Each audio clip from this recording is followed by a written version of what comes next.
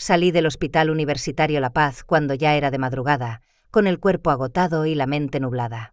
Después de más de 12 horas de correr de un paciente a otro, de escuchar lamentos, de intentar sonreír aun cuando apenas me quedaban fuerzas, lo único que deseaba era llegar a casa y desplomarme en la cama. El olor a desinfectante todavía se aferraba a mi uniforme, y mis pies ardían dentro de los zapatos. En ese instante pensé que mi vida, la de una enfermera que un día soñó con ayudar a la gente, se estaba convirtiendo en una rutina que me drenaba poco a poco.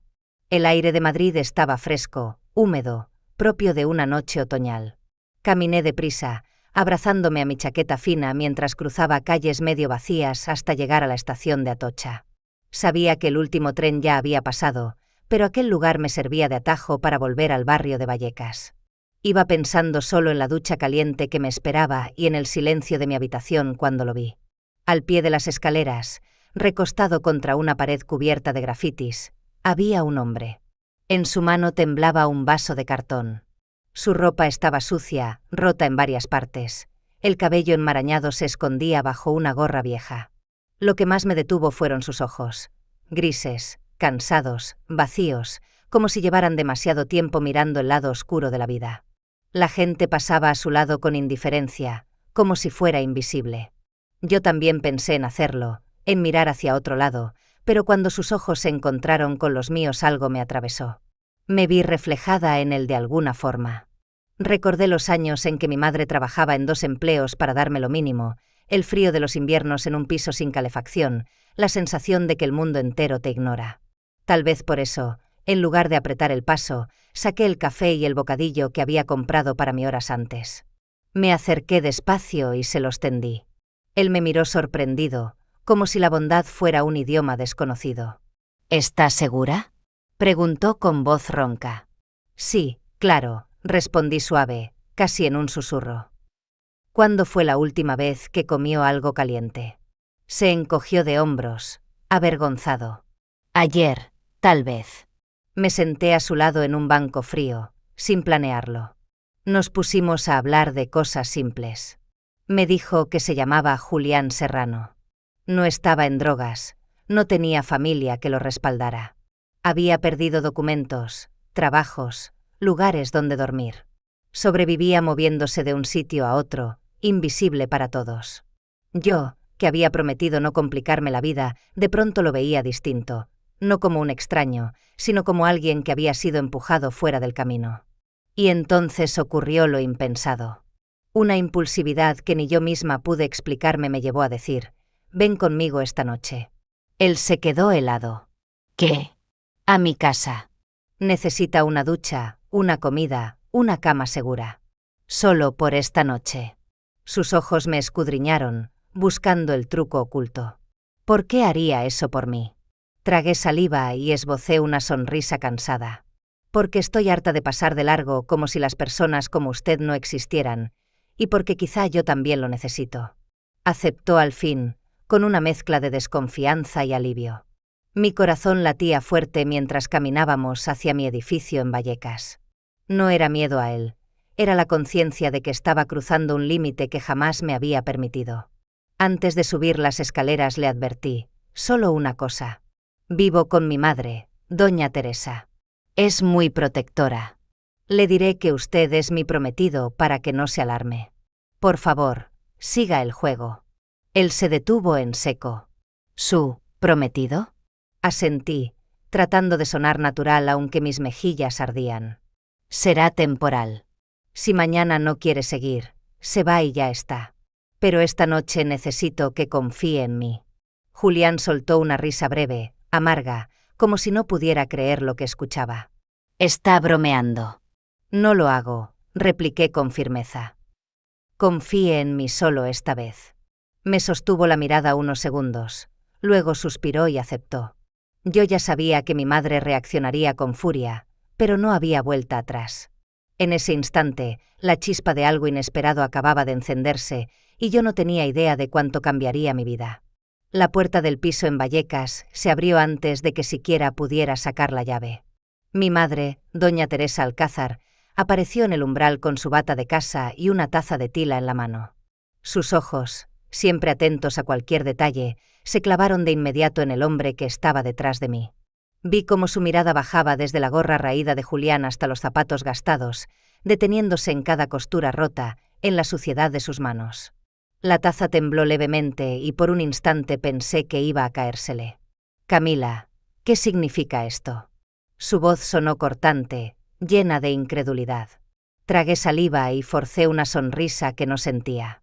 «Mamá, él es Julián Serrano, mi prometido». El silencio se hizo tan pesado que pude escuchar mi propio corazón retumbando en el pecho. La expresión de mi madre pasó del asombro al enfado en cuestión de segundos. «¿Tú qué?», soltó con un tono casi de grito. «Mi prometido», repetí, apretando los labios. «Llevamos tiempo viéndonos y pensé que ya era hora de que lo conocieras». Julián, incómodo, mantenía la vista fija en el suelo, como si deseara desaparecer. Yo notaba el calor subiendo a mis mejillas, pero me mantuve firme. «¿Estás loca?». Mi madre dejó la taza sobre la mesita del recibidor con un golpe seco.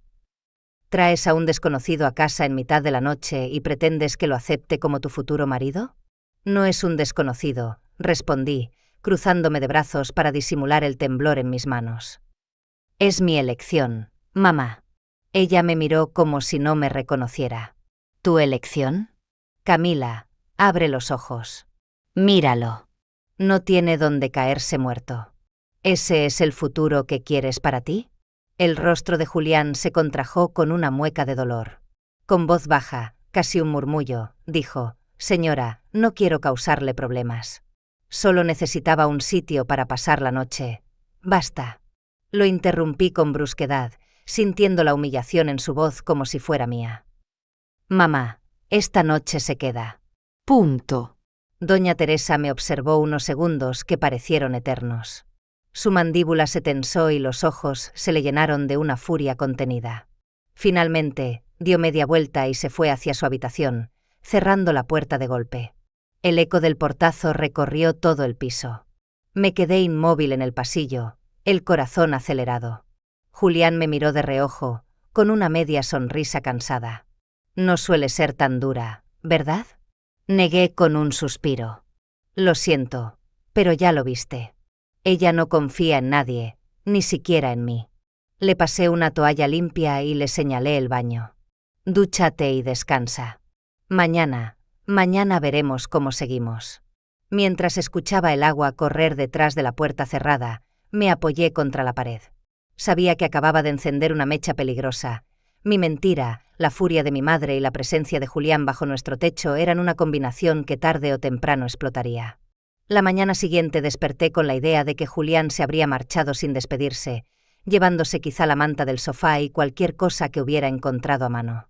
Pero cuando crucé el salón lo vi sentado en el suelo, con las piernas cruzadas, reparando una de nuestras sillas cojas con un destornillador que había encontrado en el cajón de herramientas.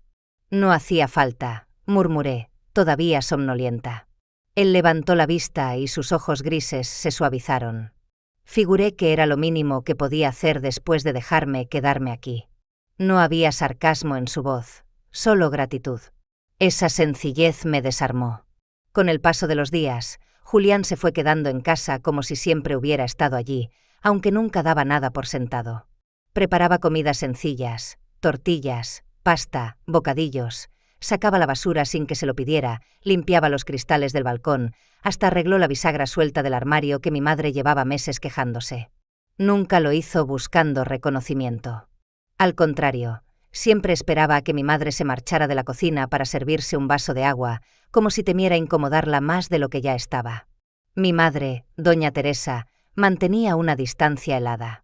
Apenas le dirigía la palabra y cuando lo hacía era con un filo cortante. Yo veía cómo su silencio pesaba sobre él, pero Julián jamás perdió la calma. Su humildad era tan evidente que, a pesar de la tensión en casa, yo empecé a mirar sus gestos con otros ojos. Una tarde volví del hospital después de un turno doble. Las piernas me dolían como si llevara piedras atadas a los tobillos. Apenas logré llegar al sofá antes de que un calambre feroz me atravesara la pantorrilla. «¡Ay, por Dios!», grité apretando los dientes. Me duele.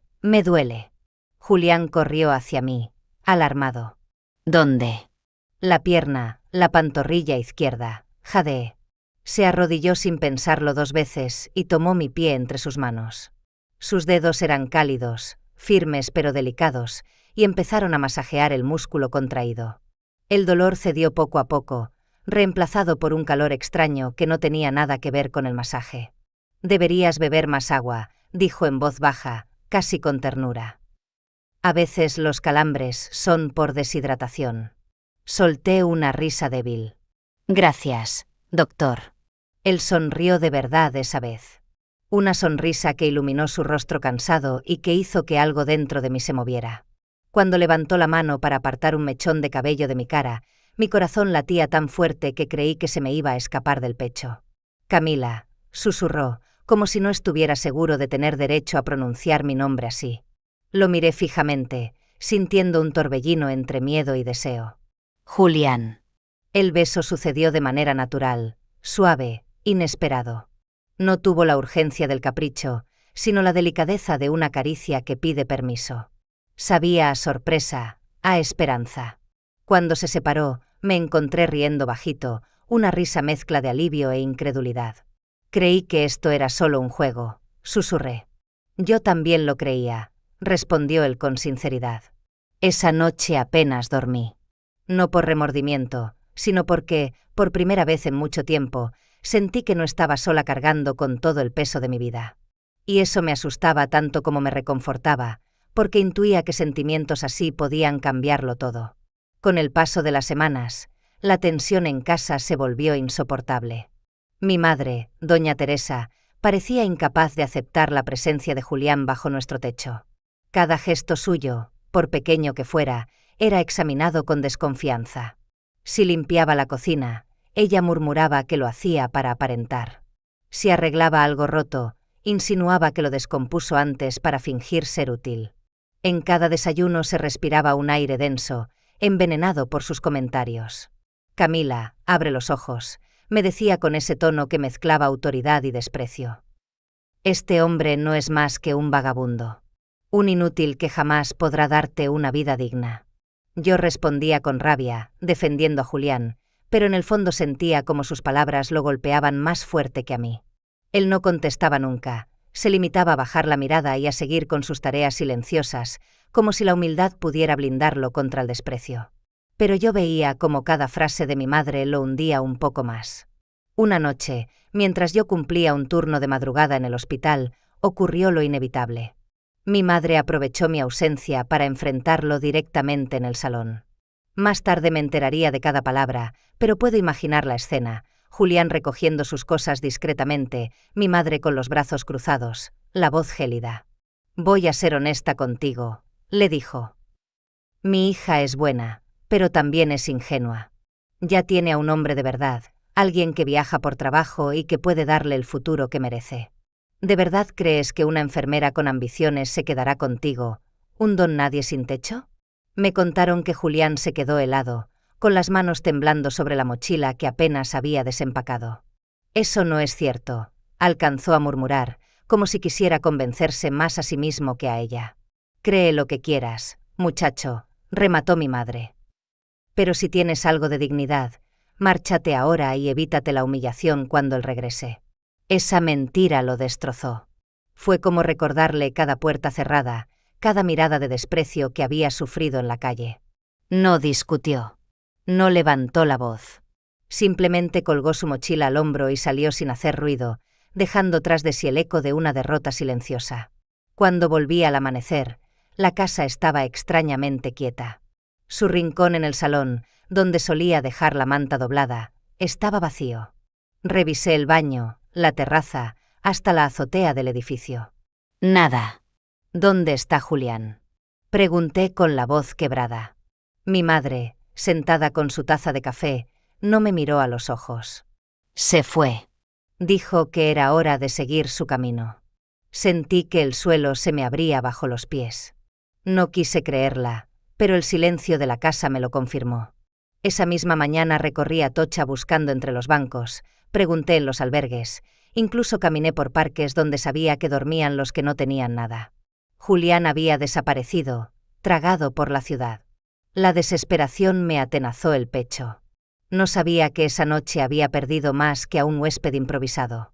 Había perdido a alguien que, sin darme cuenta, ya se había vuelto esencial en mi vida.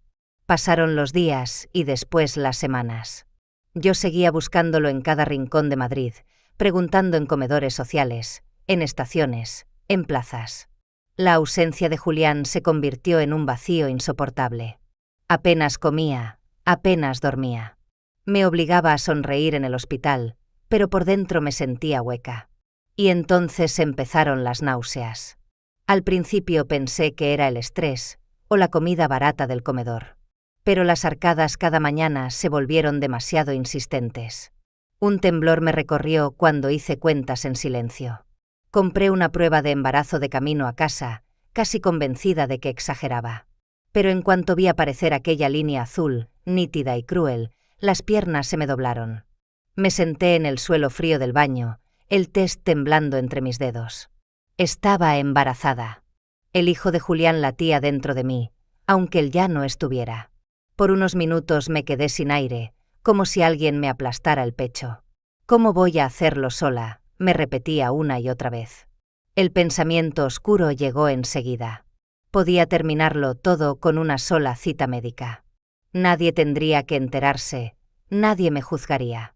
Sería como borrar un error antes de que echara raíces. Incluso llegué a pedir hora en una clínica.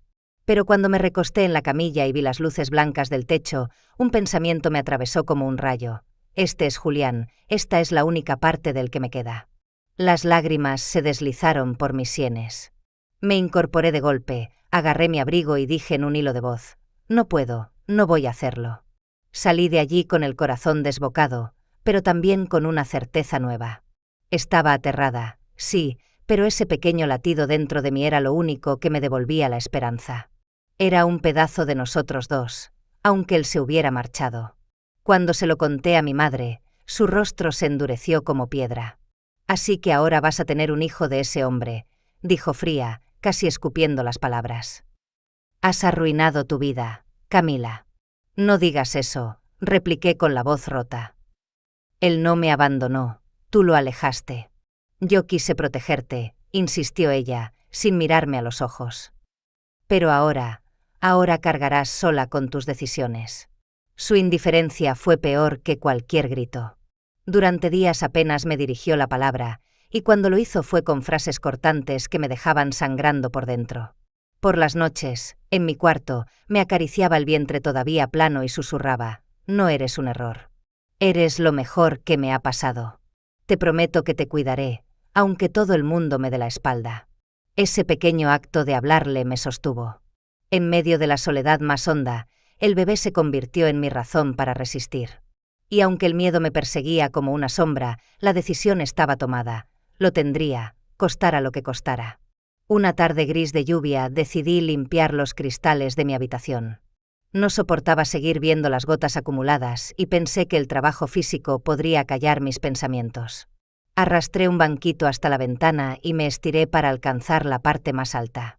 No escuché la puerta abrirse hasta que sentí el grito desesperado de mi madre. Camila, baja de ahí ahora mismo. Giré la cabeza, sorprendida. Doña Teresa estaba pálida, con los ojos desorbitados y las manos temblando. Corrió hacia mí, me sujetó del brazo y casi me hizo caer del susto. ¿Qué haces?, preguntó, la voz quebrada. Creí que ibas a tirarte. La miré atónita. ¿Qué? No, mamá. Solo limpiaba el cristal. Pero ella no me escuchaba. Las lágrimas comenzaron a rodar por sus mejillas y se aferró a mí como no lo hacía desde que era niña. Perdóname, hija, he sido una necia. Su llanto me dejó helada. Apenas la había visto llorar en toda mi vida. La mujer fuerte que siempre se había enfrentado sola a todo se estaba desmoronando delante de mí. Fui yo, balbuceó. Yo le mentí a Julián. Le dije que tenías a otro hombre, alguien que te daría una vida mejor. Quise protegerte, evitar que repitieras mis errores. Y lo único que hice fue destruir tu felicidad. Sentí como la rabia y el dolor se mezclaban dentro de mí. Durante meses había sospechado, pero escucharlo de su boca fue como una puñalada. ¿Cómo pudiste? dije apenas en un susurro, las lágrimas nublando mi vista. ¿Cómo pudiste decidir por mí? Mi madre bajó la cabeza, sollozando. Creí que hacía lo correcto. Yo me pasé la vida sola, trabajando hasta la extenuación, y no quería lo mismo para ti. Pensé que si él desaparecía lo olvidarías. No sabía que lo amabas de verdad, ni que estabas embarazada. Miró mi vientre aún incipiente y volvió a llorar. Ese gesto, esa mezcla de culpa y ternura, derrumbó parte de mi enojo. Durante años la había visto partirse el alma para mantenernos, llorar en silencio cuando las facturas se acumulaban. No era maldad lo suyo, era miedo, miedo de verme repetir su historia. La abracé con fuerza, temblando las dos. Estoy enfadada contigo, mamá, pero no quiero odiarte. No puedo hacer esto sola. No lo harás, aseguró, apretándome más. Te ayudaré con este bebé. Te ayudaré a encontrarlo, si quieres. Haré lo que sea para reparar el daño. Un nudo se me deshizo en el pecho. Por primera vez en meses sentí que no estaba completamente sola. Esa noche dormí profundamente, no soñando con pérdidas, sino con posibilidades. Era un sábado cálido de primavera, de esos en que el aire de Madrid se siente denso pero vibrante. Volvía de una revisión en el Hospital La Paz con una bolsa de víveres y por primera vez en meses me sorprendí tarareando bajito. Al doblar la esquina de nuestra calle en Vallecas, un detalle me detuvo en seco. 3 SUV negros se estacionaban frente al portal. Pensé que serían visitas de algún vecino, hasta que la puerta del primero se abrió y del descendió Julián. Mi corazón se paralizó. No era el mismo hombre que había acogido aquella noche en la estación de Atocha. Vestía un traje azul marino impecable, camisa blanca almidonada, zapatos brillantes que reflejaban la luz del sol. Su cabello estaba cuidadosamente peinado y lo acompañaban 2 hombres corpulentos con gafas oscuras. Cualquier rastro del vagabundo desaliñado había desaparecido. Las bolsas casi se me cayeron de las manos. ¿Julián? Mi voz salió apenas como un hilo. Él me miró con una mezcla de alivio y nerviosismo. Sus ojos grises brillaban de una manera distinta. Camila, he vuelto por ti. El mundo me dio vueltas. Por un instante sentí el impulso de correr hacia él, pero la rabia me mantuvo clavada al suelo. ¿Por mí? ¿Después de desaparecer sin una palabra? Se acercó un paso, bajando la voz. Lo sé. Cometí un error, pero necesito explicarte quién soy de verdad. Mi nombre completo es Julián Serrano, hijo de don Ricardo Serrano. Tal vez lo conozcas. Controla Serrano Transportes y la mitad de la logística en Segovia. Las palabras me atravesaron como cuchillos. ¿Me estás diciendo que nunca fuiste un sin techo? Su expresión se ensombreció. Me fui de casa después de una pelea con mi madrastra. Quise probar que podía sobrevivir sin la fortuna de mi padre, sin los privilegios. Quería ser libre, pero entonces te conocí y fuiste la primera persona que me vio como hombre, no como apellido. Una risa amarga escapó de mis labios. ¿Y así decidiste desaparecer? ¿Dejarme creer que no era suficiente para ti? Mientras yo me hundía en la soledad, tú vivías en un palacio. No, Camila, extendió la mano hacia mí, suplicante. No fue así. Me marché porque pensé que te haría daño quedarme. Creí que merecías algo mejor que un hombre roto. Pero cada día lejos de ti fue un infierno. La mezcla de dolor y furia explotó dentro de mí. Antes de pensarlo, mi mano voló y se estrelló contra su mejilla con un golpe seco. El eco resonó en la calle silenciosa. Él no reaccionó. No levantó la mano ni se apartó. Solo me miró con los ojos enrojecidos, sosteniendo el dolor como si lo mereciera. Sal de aquí, susurré, con la voz temblorosa pero firme. Vete y no vuelvas a aparecer delante de mí. El nudo en mi garganta me impedía respirar. Me aferré a las bolsas como a un salvavidas y subí corriendo las escaleras hasta el piso, dejando la puerta cerrarse de golpe tras de mí. Desde la ventana lo vi permanecer unos segundos inmóvil, con la mano enrojecida aún en la mejilla. Luego subió al coche y desapareció entre el tráfico. Me derrumbé contra la pared del salón, las lágrimas ardiéndome en la cara. No lloraba por haberlo perdido, sino por sentir que todo lo vivido había sido una mentira. La ilusión, las risas, la ternura en aquel primer beso, ¿qué valor tenían ahora frente a la revelación de su apellido? En ese instante me juré que no volvería a dejar que Julián me destrozara el corazón. Lo odiaba, o al menos eso intentaba repetirme. Pero el vacío que me dejó en el pecho decía otra cosa. Pasaron varios días después de aquella confrontación. Yo apenas salía de casa salvo para las consultas médicas. Intentaba concentrarme en el embarazo, en las pataditas suaves que empezaban a hacerse sentir, pero mi mente no dejaba de volver a la imagen de Julián con su traje impecable y la confesión de su apellido. Una tarde, mientras mi madre hervía agua en la cocina, alguien llamó a la puerta. Al abrir, me encontré con un hombre mayor, de porte distinguido, traje gris y mirada seria pero amable. Se presentó con voz grave: «Soy don Ricardo Serrano. ¿Puedo pasar un momento?» El corazón se me heló. Asentí en silencio y lo invité a sentarse. Mi madre, al reconocerlo, dejó la tetera de lado y se quedó de pie, nerviosa. «Sé que mi presencia puede incomodarte», empezó él, apoyando las manos sobre las rodillas, «pero necesitaba hablar contigo. Mi hijo no ha sido el mismo desde que desapareció de tu vida. Quiero que sepas que no fue por falta de amor, sino por miedo a no ser suficiente». Sus palabras me dolieron y al mismo tiempo me hicieron tambalear. Había pasado meses convencida de que Julián me había traicionado deliberadamente. «¿Y qué hay de mí?», pregunté, con la voz cargada de reproche. ¿Quién pensó en cómo me dejaba a mí, sola y embarazada? Don Ricardo bajó la cabeza, suspirando. «Te pido perdón en su nombre. Julián cometió un error imperdonable, pero no dejó de hablar de ti ni un solo día. Me lo confesó, fuiste la única persona que lo miró sin juzgarlo, que lo aceptó sin saber de su apellido». Mi madre intervino entonces, con voz temblorosa: «Fue mi culpa también. Yo lo empujé a irse, con mentiras que nunca debí decir». El silencio se hizo pesado. Miré a ambos hombres, padre e hijo en mi memoria, y sentí que la rabia que me sostenía empezaba a resquebrajarse. Don Ricardo se inclinó hacia mí. «Solo te pido una cosa, que lo escuches. No para justificarlo, sino para darle una última oportunidad de explicarse. Después, la decisión será tuya». No respondí de inmediato. Mi orgullo aún ardía, pero dentro de mí también había un anhelo de cerrar la herida. Finalmente asentí. Una conversación. Nada más. 2 días después, elegí una cafetería tranquila en el centro, lejos de miradas curiosas. Llegué temprano, pero Julián ya estaba allí, vestido con unos vaqueros sencillos y una camiseta blanca. Había dejado el traje atrás. Cuando me vio, se levantó despacio, inseguro. «Hola», dijo casi en un susurro. Me senté frente a él, mi corazón golpeando con fuerza. «Sigo enojada», admití sin rodeos. «Pero estoy dispuesta a escucharte». Sus ojos se llenaron de alivio.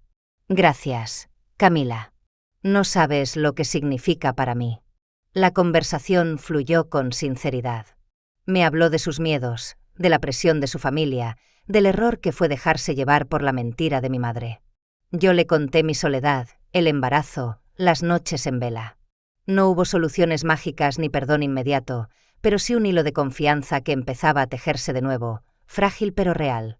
Cuando nos despedimos, él murmuró: «No espero que me ames hoy, pero déjame demostrar que puedo ser el hombre que mereces». Salí del café con el corazón dividido, entre la desconfianza y una chispa de esperanza que me daba miedo reconocer. La mañana empezó con un dolor sordo en el bajo vientre. Al principio lo confundí con una molestia normal del embarazo, un tirón pasajero. Pero a los pocos minutos se volvió una punzada intensa que me hizo encogerme en la cama. Cuando sentí el calor húmedo descender por mis piernas, el pánico me paralizó. Miré las sábanas y vi la mancha roja que confirmaba mis peores temores. Con las manos temblorosas marqué el 112. Mi voz apenas salía mientras le explicaba a la operadora que estaba embarazada y sangrando. Los minutos hasta que llegó la ambulancia se me hicieron eternos. Abrazaba mi vientre con desesperación, repitiendo en susurros: «Aguanta, por favor, no me dejes ahora». Las sirenas rompieron el silencio del barrio y en cuestión de segundos me encontré rodeada de paramédicos. Me colocaron en la camilla, sujetaron mis brazos con correas suaves y me conectaron a monitores. Yo apenas podía controlar los sollozos. Cuando las puertas del Hospital La Paz se abrieron ante mí, lo vi. Julián estaba allí, esperando, con el rostro desencajado por la angustia. No sé cómo se enteró, quizá mi madre o incluso su padre, pero lo cierto es que estaba.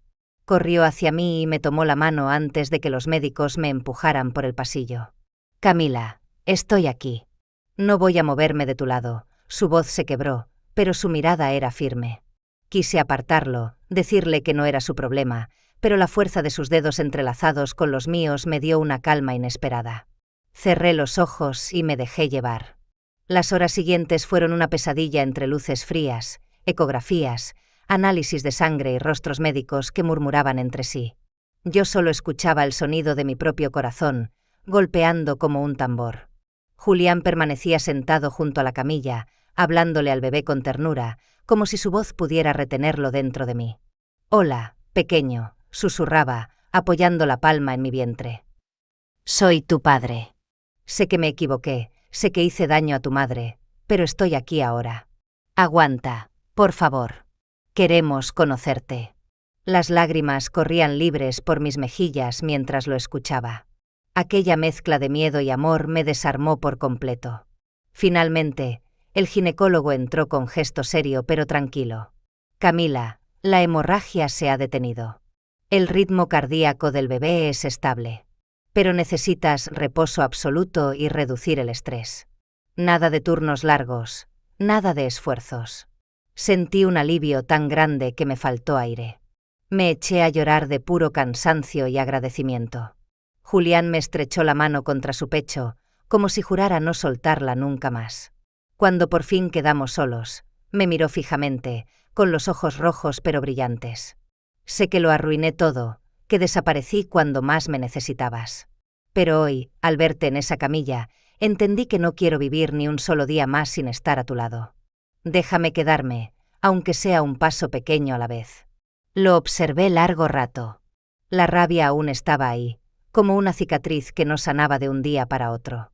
Pero también estaba la verdad en su voz, el miedo genuino a perderme. Con la mano en mi vientre, sentí una patadita débil, como si mi hijo también exigiera una respuesta. Asentí lentamente. «No puedo prometerte que olvide de un día para otro. Pero si quieres empezar de nuevo, será paso a paso». Él cerró los ojos, aliviado, y me besó la frente con delicadeza. «Eso es todo lo que pido». Por primera vez en mucho tiempo, me permití cerrar los ojos y creer que, quizá, el futuro todavía podía escribirse de otra manera. Después de aquel susto en el hospital, Julián cumplió su promesa. Me convenció de dejar Madrid por un tiempo y trasladarnos a la finca familiar en Segovia, donde podría descansar sin preocupaciones. Al principio dudé. No me veía viviendo entre grandes ventanales y jardines cuidados, después de tantos años acostumbrada al ruido de Vallecas. Pero él insistió con una ternura que desarmaba cualquier objeción. «No es la finca lo que importa», me dijo, «es que estés a salvo, que estén a salvo». Acepté. Mi madre también vino con nosotros. Aunque todavía había heridas abiertas entre nosotras, su deseo de reparar lo perdido se notaba en cada sopa caliente que preparaba, en cada manta que me colocaba sobre las piernas sin pedírselo. Yo necesitaba ese cuidado tanto como el aire. Los días en Segovia se llenaron de calma. El campo olía a tierra mojada y a leña ardiendo en la chimenea. Julián se dedicaba a organizar la casa para nuestra nueva vida. Pintó una habitación amplia con tonos suaves, montó muebles de bebé con sus propias manos, incluso plantó flores en la entrada. «Así sabrán que este siempre fue su hogar», decía mientras se limpiaba el sudor de la frente. El momento más inesperado llegó en una de las ecografías de control. El ginecólogo sonrió mientras movía la sonda sobre mi vientre y de repente dijo: «¿Quieres saber el sexo de tus bebés?» «¿Bebés?», pregunté incrédula, incorporándome de golpe. El médico rió suavemente. «Sí, son 2. Un niño y una niña. Ambos sanos, con corazones fuertes». Sentí que el mundo se detenía. Las lágrimas brotaron sin control, una mezcla de sorpresa, miedo y alegría desbordante. Julián me tomó la mano y su sonrisa se convirtió en un llanto emocionado. «2, Camila, tendremos 2». Mi madre, que nos acompañaba, se llevó las manos al rostro y murmuró entre sollozos: Dios sabe cómo compensar lo perdido. Aquella noticia transformó todo. La finca se llenó de pequeños detalles. 2 cunas, 2 juegos de ropa diminuta que mi madre cosía con paciencia, 2 móviles musicales colgando del techo. Don Ricardo, que poco a poco se acercaba a nosotras, incluso remodeló un antiguo granero para convertirlo en sala de juegos. Por primera vez en mi vida sentí que no caminaba sola, que un verdadero clan se estaba formando alrededor de mí. Los meses pasaron rápido. Mi vientre creció tanto que apenas podía moverme sin ayuda, pero Julián siempre estaba allí, ofreciéndome el brazo, masajeando mis pies, leyéndome en voz alta cuentos infantiles como si los pequeños ya pudieran escucharlo. Y llegó el día. Un amanecer de verano me despertó un dolor punzante, distinto a todo lo que había sentido antes. Mi madre llamó de inmediato a la ambulancia, pero fue Julián quien me sostuvo todo el camino al Hospital La Paz, repitiendo entre dientes: «Respira, amor, todo va a salir bien, estoy contigo». Las horas siguientes fueron un torbellino de gritos, sudor y lágrimas. Pensé que no tendría fuerzas para seguir, pero cada vez que miraba el rostro de Julián, pálido de preocupación, y sentía la mano firme de mi madre en la espalda, encontraba un poco más de valor. Y entonces los escuché. Primero un llanto fuerte y decidido, el de mi hija. Minutos después, un sollozo más suave, pero igual de poderoso, el de mi hijo. 2 vidas nuevas irrumpiendo en el mundo, borrando de un plumazo todo el dolor acumulado. Me los colocaron sobre el pecho y su calor diminuto me envolvió. Julián, con lágrimas corriendo libremente por sus mejillas, los acarició con manos temblorosas. «Bienvenidos a casa, pequeños», susurró, la voz rota de emoción. Mi madre, a los pies de la cama, se tapaba la boca para contener los sollozos. Cuando por fin volvimos a la finca, con los gemelos dormidos en sus cunas, comprendí que algo profundo había cambiado. La finca ya no era un símbolo de riqueza ajena, sino el hogar que estábamos construyendo juntos. Aquella noche, mientras arrullaba a mis hijos, mis pensamientos volaron de regreso a la estación de Atocha, al hombre desaliñado con un vaso de cartón en la mano y a la enfermera agotada que, por un impulso, decidió detenerse. Si no hubiera tomado aquel desvío, jamás habría llegado aquí. Entendí entonces que la vida no se escribe en líneas rectas, sino en caminos rotos, en curvas inesperadas, en decisiones impulsivas que parecen errores y terminan siendo milagros. Miré a mis hijos, a Julián, a mi madre tejiendo junto al fuego, y supe que todas esas vueltas me habían conducido al único destino verdadero, mi familia.